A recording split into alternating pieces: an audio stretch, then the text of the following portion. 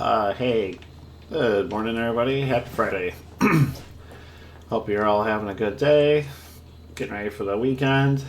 Just wanted to do a quick little counter today. Another counter video from my guild showing the effectiveness of the Biggs datacron in battle against Leia. I mean, this is nothing new, nothing groundbreaking, but just wanted to show how good this thing is. I just unlocked this last night, so I started playing with it in Arena. And it's pretty crazy. I'll go over the datacron and show you what it's all about and what you can do with it, ideally.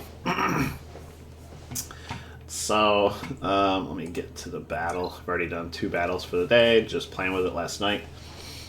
But we'll go into the datacron first.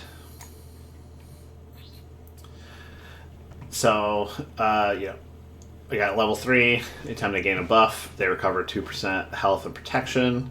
And then level 6, the first time each rebel fighter ally falls below 50% health, they all reduce their cooldowns by 1. And gain 10% turn meter. Well, everybody except for Momo, because she is not a rebel fighter. And then here's the big deal on the level 9 roll, which you only need Relic 5 on your Biggs to do, or to use it. So whenever another ally attacks during Biggs turn, Biggs and that ally gain 25% turn meter. So basically, anytime you do anything, people are gaining turn meter. And in a team that's basically built on turn meter, that is, it's crazy.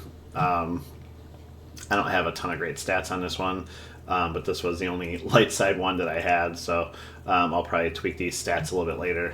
Got a little bit of crit avoidance, a little bit of crit damage, potency, resistance. So let's look at the team and why this is going to work.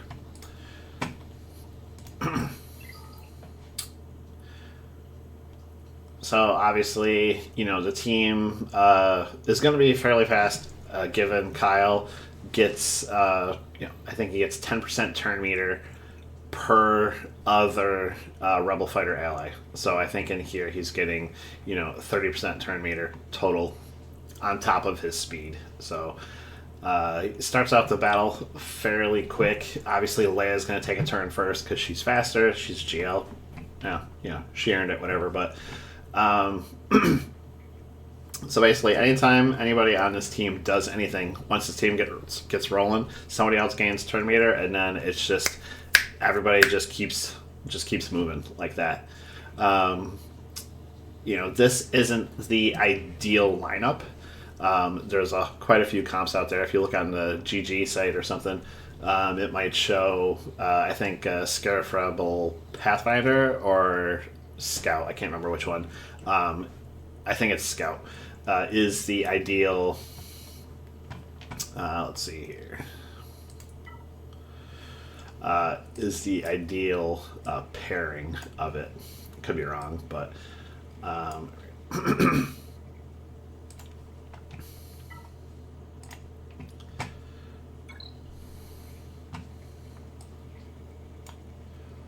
But obviously there's a lot of different combinations that you can use with this. As you can see, I don't have a ton of Relic Rebel Fighters. Kara and Lando, who a couple of friends of ours, we did some testing last night. He used Lando, who I believe has scaling crit damage. So he ended up being pretty helpful in the battle, and he just wanted to do it with Lando. So Pow is usually... the other one in the comp. I have Bistan here because I had him relicked, but I believe Pow is usually the one that's in place. And I can't look in to see here. I want to say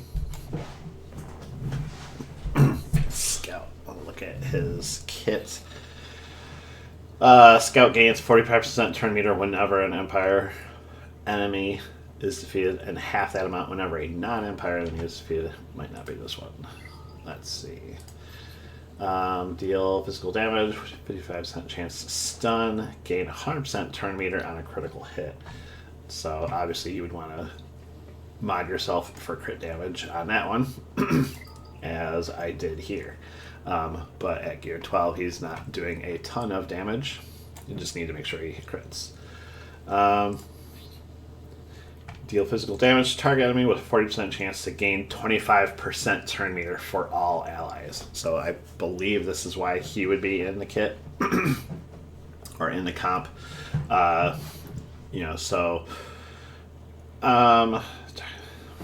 if you hit that 40% chance, everybody gets turn meter. It's just a lot of turn meter. Let's who is the other one we were looking at? Pathfinder.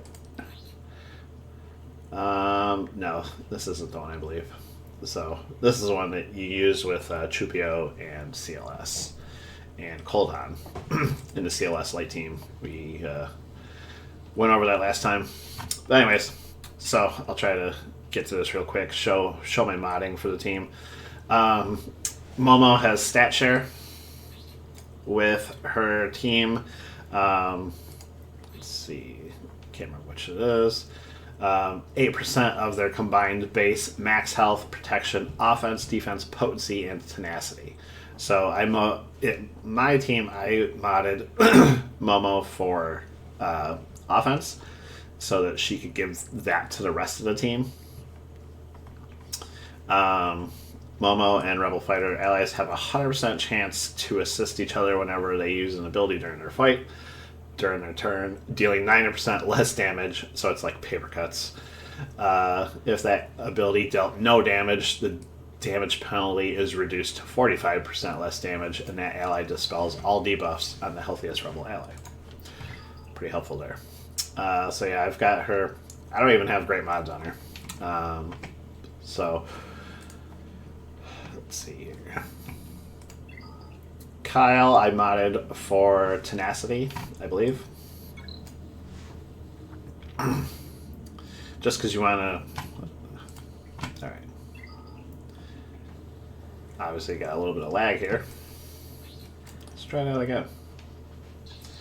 Modded Kyle for a little bit of tenacity. Just to try to keep him upright and... resisting a lot of those debuffs. So as you see, you got him at almost 150% tenacity. And then Bistan, I brought him because he is going to, in his frenzy, when he gains frenzy, he generates 20% turn meter for his allies. So I'm just trying to do as much as I can to keep the turns going on my side. And you'll see in this battle that it doesn't always go smoothly to start with, especially depending on the moves that Leia does. But Kyle usually will go first, and if any of the teammates have debuffs, Kyle's going to dispel them, and then hopefully get the team rolling from there. So let's go ahead. Yeah, so whenever another ally uses a special ability, this unit gains 100% turn meter. So he's going to help with that. Biggs, his datacron, it is his. So I have him modded for crit damage. Even though he doesn't put out a ton of damage, he still has, a 90% crit chance. So I'm not going to waste his offense there if he's going to crit every single time, or pretty much every time. So I got, like I said, not crazy numbers on offense or anything. Yeah, see, it's 90% crit chance. As an R5, not great damage, but, when the team keeps attacking over and over and over again, that does help, even at 90% damage reduction. Let's see.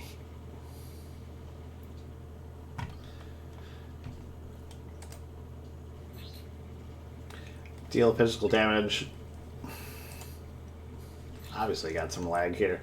Deal physical damage to target enemy with 50% chance to gain critical chance up, for 2 turns. On a critical hit, grant a random ally critical damage up for 2 turns. So that is also why you saw I had a high potency on his in his stats there. Call and assist. If Wedge Antilles is present, he also assists. So if you're going to do this, don't call Wedge as the assist because he's going to attack, so call someone else. All attacks have 75% more crit chance. So, and then Biggs gains 100% turn meter and evasion up for 4 turns after surviving any damage from an Empire or a critical hit from any enemy. And let's see here. I also have Wedge modded for crit damage, and pretty much for the same reason. He's got high crit chance. The team gets a lot more crit chance. I also added a bit of potency to his kit, and obviously the datacron adds it too. And one thing you'll see why is his basic deal physical damage to target and inflict defense down until the end of Wedge's next turn. Deals 50% more damage to targets suffering defense down. So it's kind of, it's going to help the rest of the team get, do more damage faster with defense down, but also because it has defense down, he's going to do more damage. So that's what the potency is for. We definitely want to make sure that basic sticks. Deal physical damage to all enemies. Attack deals 50% more damage to Empire enemies or enemies with 50% health or more. So, yeah. And what's his unique here? Plus 12 offense, 9 speed for each ally with full health, 15 speed. If Biggs is present, he also gains his bonuses. So, like we were saying, Biggs doesn't have a ton of offense, but this definitely helps. So, let's get to the battle. It's probably going to run a little laggy because this team is going to move. Han's going to shoot first, obviously, and then I think Leia's going to go. So we're going to use Kyle to hopefully he doesn't get stunned and miss his turn. And he's going to dispel debuffs and hopefully gets his team going.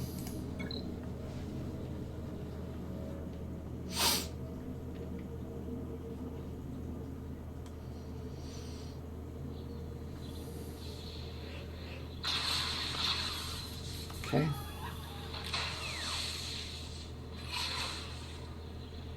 Alright, so we're going to go for his third ability there. Worked out okay. Dispel all debuffs. Everybody gets defense up and speed up for 2 turns. So I'm just going to go ahead and do that.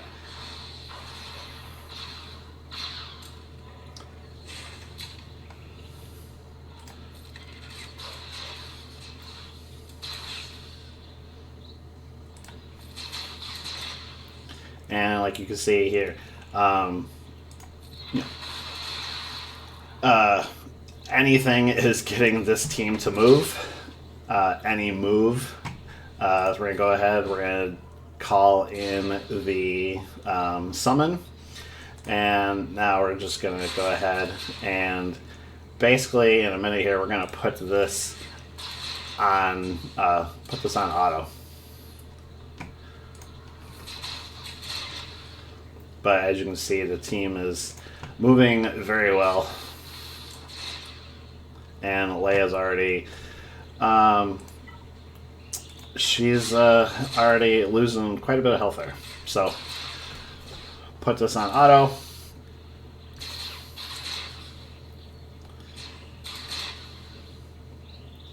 And she'll be out in a minute here. And I'm going to just help it with the targeting because I didn't like what... Well, once we get Han out, but would really like to get Drogon out. But as you can see, like this is really just mowing down this team.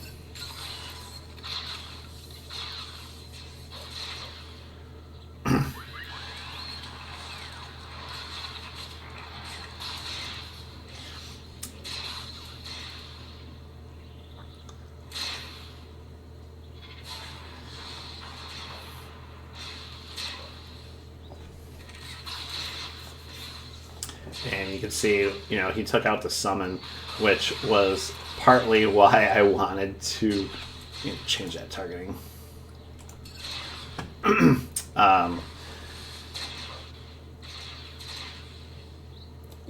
He took out that summon pretty easily. We just need to wipe that, get a dispel.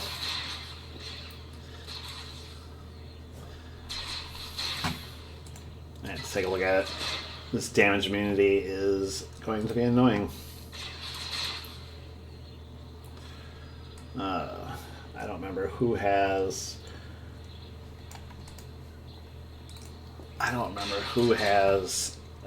the dispel of the debuffs. It's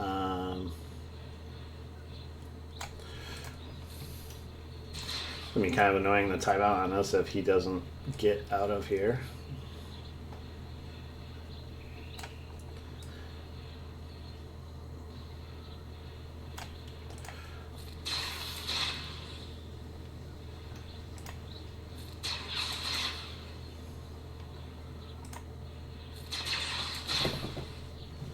And this is where it gets annoying.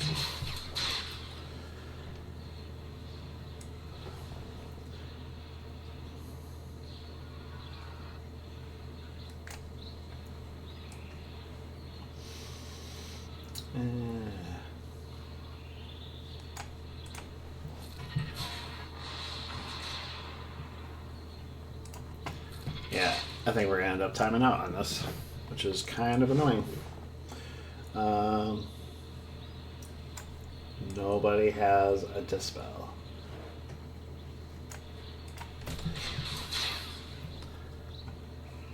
Oh, come on.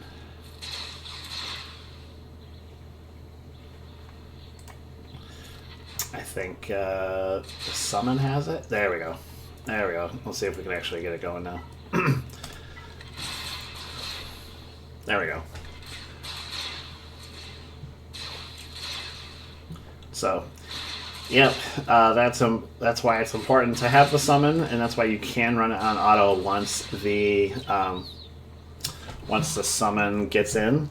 And I knew, because I had seen the buff or the damage immunity last night. I just couldn't remember why I couldn't dispel it. But once you can get the summon on the team, as you can see, it wiped out the team fairly quickly after that. So there's your easy Leia counter. And this is why we farm datacrons in Conquest. Obviously not everybody likes them, but when you have limited options for your counters, depending on what you're putting on defense, everybody has the Momo team in some form now, especially with some of the Lightspeed packs that came out. Getting this datacron is a great counter, and for however long we have the datacrons now, hopefully you were able to farm them in Conquest, and in the next Conquest, we'll make use of that as much as we can. Definitely an offensive team.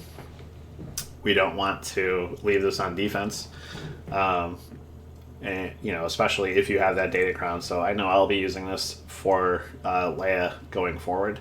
I'm going to take my Momo off defense this next round of GAC, just because it's too good of a counter to leave on defense, and I can put plenty of other things there to fill that gap. So I know the video was a little bit long, but I hoped some of the explanation there, I hope some of the gameplay showed just how simple and effective that team is with that datacron. It's massively overpowered, but with how much trouble some people have going against Leia, I know I'm one of them sometimes. If I put Jabba on defense, then I'm going to have a hard time beating Leia, at least with other comps. So for me, this is a no-brainer to keep for offense. So until next time, thanks.